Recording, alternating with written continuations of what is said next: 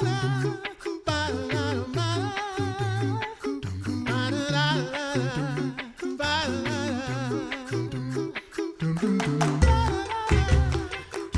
listening to The Coffee Hour. I'm Andy Bates. I'm Sarah Gulseth. Thanks to Concordia University, Wisconsin for supporting The Coffee Hour. Find out more about Concordia University, Wisconsin at cuw.edu. Live uncommon. We are continuing our series on the English Reformation with Reverend Dr. Cameron MacKenzie. He is professor of Historical Theology at Concordia Theological Seminary in Fort Wayne, Indiana. Dr. MacKenzie, welcome back to The Coffee Hour. Thank you. Nice to be here today. Thanks for having me. We learned a lot already about the English Reformation, where it began in our first episode in this series. A quick review of some of the key figures from last time. We learned a little bit about Thomas Bilney, Hugh Latimer, and Thomas Wolsey last time, and I know we have some new key figures to look at this time as well. Anything you want to recap on from last time before we jump into new figures in the English Reformation? Yeah, just very briefly. Should realize that the activity was done at kind of an intellectual level by theologians and others who could read Latin. And so it's that kind of person that we're talking about here initially. Oh, and the University of Cambridge was a hotbed of people interested in these new ideas. All right, so I know you've got a couple of people on the docket for today. Who do you want to start with? Let's start with Robert Barnes. Robert Barnes is sometimes called the English Luther. So if there's somebody called the English Luther, we've got to talk about him, right? He was another one of these Cambridge scholars like Bilney and Latimer that we talked about last time. He was really a leader in the White Horse Inn group, the little Germany. Here's a kind of piece of trivia. It's not all that significant, but it's kind of interesting. He was a member of the same order, the same group of monks or friars that Martin Luther was. He belonged to the Augustinians, but not, of course, in Erfurt or Wittenberg, but right there at Cambridge. And he joined when he was just a teenager. So his order sent him off to the continent for several years. He went to Louvain. And there, the influence of Erasmus was quite strong. And so when he returned to Cambridge around 1520, he was named the head of the Augustinians in Cambridge. And he was an advocate of what I'm going to call the new learning, which really was this idea of renewing church and society by going back to the classics of Greece and Rome and back to the Christian classics of the New Testament especially, and the Fathers. So he got into that in a very big way. Now, that didn't necessarily make him a Lutheran. Erasmus was never a Lutheran. His good friend Thomas More in England was never a Lutheran. But Barnes not only was under the influence of the new learning, he also was friends with people like Bilney, and they convinced Barnes that the stuff that he was interested in ought to lead him to the Christian gospel. And Barnes accepted that. He saw the Christian gospel in the gospel and himself became an advocate of Reformation. Let's just call it small letter R Reformation at this point. But he's much more important in Cambridge than the others that we have mentioned. So he had opportunities to lead the university in this direction. And showing somewhat his significance in Cambridge, he was selected as the preacher on Christmas Eve in 1525 at one of the big churches in Cambridge, St. Edward's Church. And his text was from Philippians, "Rejoice in the Lord always, and again I say rejoice." Great Christmas text, right? Well, he decided to use that. And I'm not sure how he got this out of this particular text, but he decided to use that as an occasion to really go onto the attack of all the corruptions that there were, especially among the clergy. Their pretensions, their pride, their greediness, they're looking for titles and money and so forth. So he really went on the attack in that Christmas Eve sermon. Well, this got him into big trouble, very big trouble. One of those who was, as I said last time, responsible for, really, he's kind of the big shot in all of England at this time, Cardinal Wolsey, was one of those who really, you could say, Barnes was attacking. And so no sooner was that sermon over than the university officials charged him with 25 points of heresy. And the vice chancellor of the university said, "No more preaching from you." Well, one consequence of this was that Barnes was brought to London and examined personally by Cardinal Wolsey. Now, Wolsey didn't want to create martyrs, so he treated Barnes rather mildly.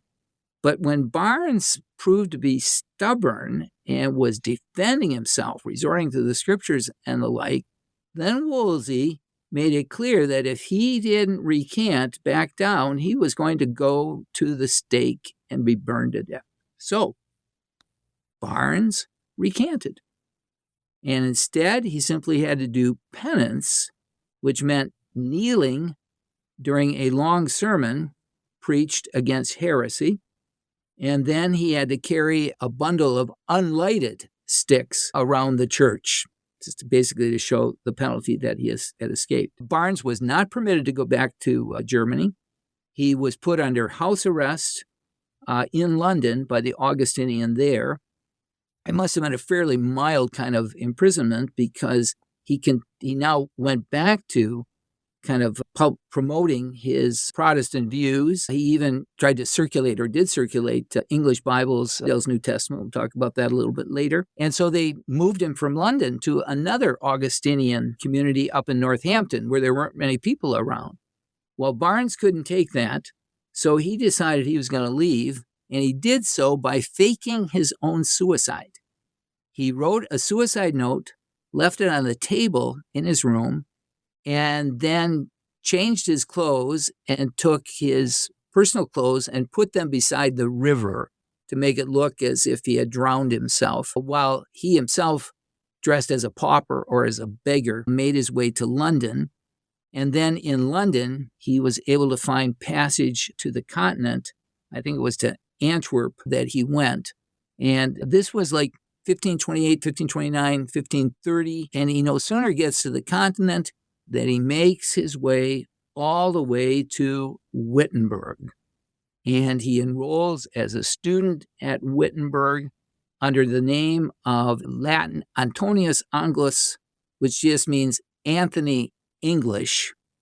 And although his name was Robert, that's how the Lutherans knew him. And in fact, Luther always called him Anthony.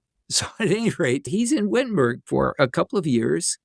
He gets to know and study with Luther and Melanchthon. He becomes a pretty good friend to the pastor in Wittenberg, Johannes Bugenhagen, and becomes a full-fledged Lutheran.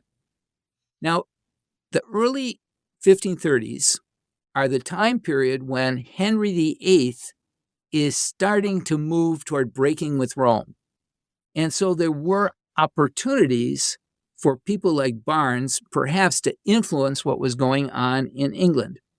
And he actually wrote up a couple of things to kind of make the case for a Protestant England. One of those was a supplication in which he went through basic doctrines of the Christian religion and articulated them in a very Lutheran fashion. So, justification by faith alone, work of Christ, the atonement for all sins completed once for all, the law as a mirror to our own sinfulness. He even gets a little bit into the two kingdoms doctrine that Luther at this time. And so that work was published. On the other side of this, Protestants, or I shouldn't say Protestants, again, supporters of the king in England, were looking for support for the king's desire to get a divorce from Catherine of Aragon. Again, we'll talk about that a little bit later in the series. But one of those whom they hoped would give them support was Martin Luther. And Barnes was tasked with presenting the request to Luther and then taking Luther's answer back to England. So he did. And unfortunately, Luther did not give Henry the answer that he wanted. Luther did not think that Henry should divorce Catherine of Aragon. Now, I probably shouldn't even bring this up because could get us off track. But Luther did say that, no, you can't get a divorce. You have no grounds for a divorce. But maybe you could do what the patriarchs did and take a second wife. So Luther's suggestion was don't get divorced, but maybe bigamy would be okay.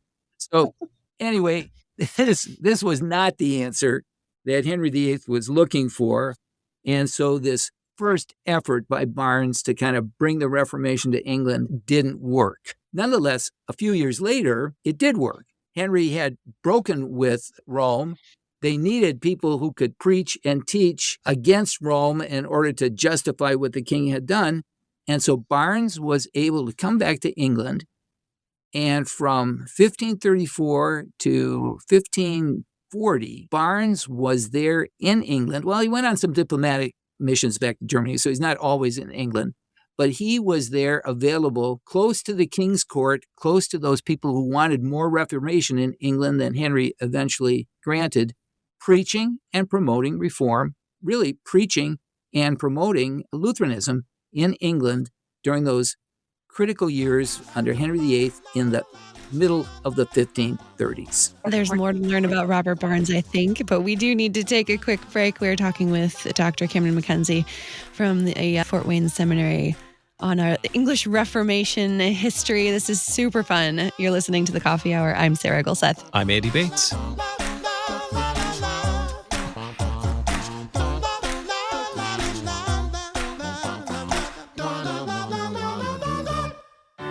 At Concordia University, Wisconsin, we believe you were created for a reason: to use your God-given gifts to help others, to live a life of self-sacrifice in a me-first world, to live a life that's uncommon. Whether you're taking one of 50-plus online programs or learning with us in person on the shores of Lake Michigan, you'll be equipped to make an uncommon impact. Learn more at cuw.edu. Concordia University, Wisconsin. Live uncommon.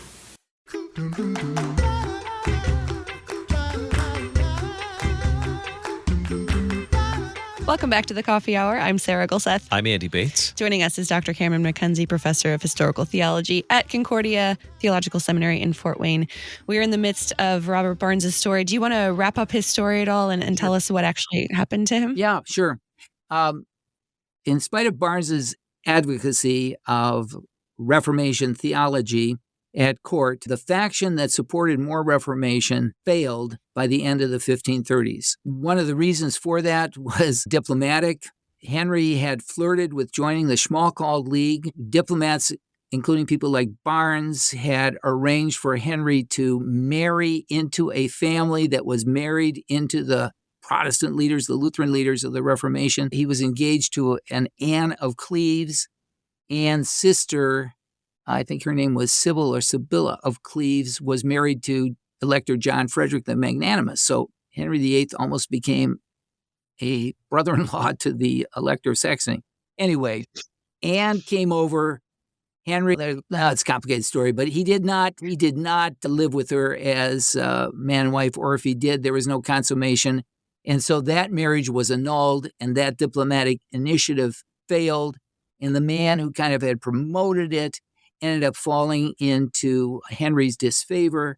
And that man, his name was Thomas Cromwell, was basically Barnes. Henry decided he's going to double down on Catholicism, and Barnes refused to double down with him. So did Cromwell. And as a result, there was a house cleaning of Protestants at the court in England, and Barnes was one of those who was cleaned out. In 1540, he was found guilty of heresy and burned at the stake. Another martyr, and he died a good Lutheran, confessing his faith in Jesus at the last. And Luther just reacted basically with horror. He said that Barnes was deceived by hope. Always Barnes hoped that at long last his king would become a good man. Luther added, such hope was in vain because whatever Harry wants, that must be regarded as an article of faith, both for life and death. So anyway, that's the end of Robert Barnes. Oh my. There's so much history here that we don't know. And I am so grateful that we get to learn this. So Robert Barnes, okay, one little bit of knowledge that I would love to know. Yeah. Since he was friends with Luther and who else was he? Bugenhagen, Melanchthon. Bugenhagen, Yeah. right. Okay, so Robert Barnes is English. Luther and Bugenhagen probably speak German. Who was speaking a different language to understand the conversation? I know these are tiny little things that probably make no difference to anyone else, but I'm fascinated by this. No, it's a great question because what they would have spoken in is Latin. They spoke. Latin was not just a language you read, but it was also a language that you spoke. Now, of course, Barnes being in Germany, I'm sure he learned a lot of German and learned how to, order a glass of beer or something in German. But that would not have been a problem. Maybe, the Germans and the English spoke their Latin with different accents, but they definitely could communicate and did communicate in Latin. So foreign students could come to Wittenberg and it would work out just okay. Yeah. See, it's valuable to study Latin. All right. So we've learned about Robert Barnes. Another key figure that you'd like for us to learn about in this part of the English Reformation? Yeah, that's William Tyndale. And I'm leaving him to the end, and that's probably too bad because he's the most important of the ones that we're talking about. William Tyndale was, again, somebody who at school, this time Oxford, became enamored of the new learning, going back to the classics, going back to the Christian, the Bible, the New Testament, etc., interested in applying those things when, as a young priest, he was stationed out as a tutor in Gloucestershire, which is in the west of England. That was kind of his home territory. And there he was just appalled by the ignorance of his fellow clergy. And so on one particular occasion, when they were going on about how terrible his heresy was, he basically told them, he said, look, I am going to do something to correct you and to teach people correctly. And this is what he said: if God spare my life, before many years, I will cause a boy that driveth the plow shall know more of the scripture than you do. And how was he going to do that? By translating the Bible into English. So Tyndale pulled up his resources and moved to London, thinking London would be a better place to have the resources for translating the Bible. And he went to the Bishop of London, who actually was a friend of Erasmus. So he thought, Erasmus believed in the vernacular Bible. Maybe this guy will too. Bishop of London didn't want to have anything to do with it because he knew by this time, and again, we're in the middle of the 1520s, maybe 1522, 23, somewhere in there, that it was heretics, in quotes, who were interested in the Bible and the language of the people. So Tyndale, a little bit at a loss, looked around to see if there would be somebody else he could find. And in fact, he did find some sympathizers for him and his cause of an English Bible among the English merchant class there in London. And this class had connections with the continent for business reasons, but then were often exposed to some of those new ideas. In addition, some of them maybe were still interested in the late medieval heretic, kind of proto-Protestant John Wycliffe. At any rate, there's a group of guys for whom Tyndale's ideas sounded reasonable, and they supported him financially. But London still wasn't the place to do it. So Tyndale went abroad, made his way to German lands. He was in Worms, he was in Cologne, he was in Antwerp, and he may also have made his way out to Wittenberg. We're not positive about that, but we think because he was very influenced by Martin Luther when he finally tackled this task of translating the Bible into English. He took to it right away, and Luther's New Testament came out in 1523. Tyndale's New Testament was ready by 1525, just a couple of years later. He found a printer in the imperial city of Cologne who would undertake the work. The guy started working on it, etc., and then disaster struck. It turns out that there was a Catholic theologian, a defender of traditional religion, also in Cologne, who was using the same printer. And because he was using the same printer, he discovered that this printer had another job, that is, producing an English Bible. He alerted the authorities in Cologne. They immediately put a stop to it, and Tyndale had to take what he had and clear out of there as soon as possible. Now, apparently what he had finished was just the first part, his prologue and Matthew and maybe a part of Mark. And we actually have a couple of fragments of that first effort at an English Bible by Tyndale. It's called the Cologne Fragment. And just from looking at it, we can see how closely Tyndale was influenced by Martin Luther in this Bible translating work. The prologue that Tyndale wrote really is half of it's like a translation of Luther's prologue. The way he translates certain terms, you can see that he's translating in the same way that Luther did. For example, the term for church, in Greek it's ekklesia. Luther didn't use the term church in Latin. He didn't use Kirche. He used Gemeinde, or congregation. And that's what Tyndale used. He didn't use church. He used congregation.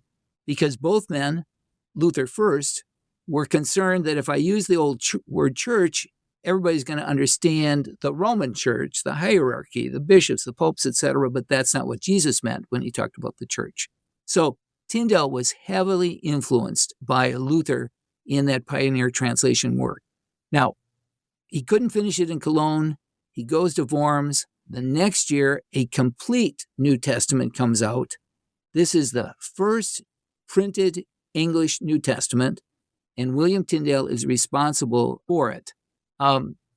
He didn't have the stuff that he was going to put in the Cologne Fragment because apparently he wanted to get it done now that the other one had not turned out correctly. But in the 1530s, he published a couple more translations of the New Testament. And there he did, again, include a lot of Luther material. Luther wrote prefaces to the books of the New Testament, and Tyndale used that material for his own prefaces in the English New Testament. Luther ordered the books of the New Testament in a certain way. Tyndale followed him in the same listing of the books in there. And in general, he adopts kind of a Lutheran attitude toward this task of translating the New Testament. And so to the Old Testament. Like Luther, when the New Testament was finished, Tyndale turned to the Old Testament and got the first 5 books of the Pentateuch finished. And when he died, he left behind manuscripts for the next part of the Old Testament that were later on incorporated into the English Bible.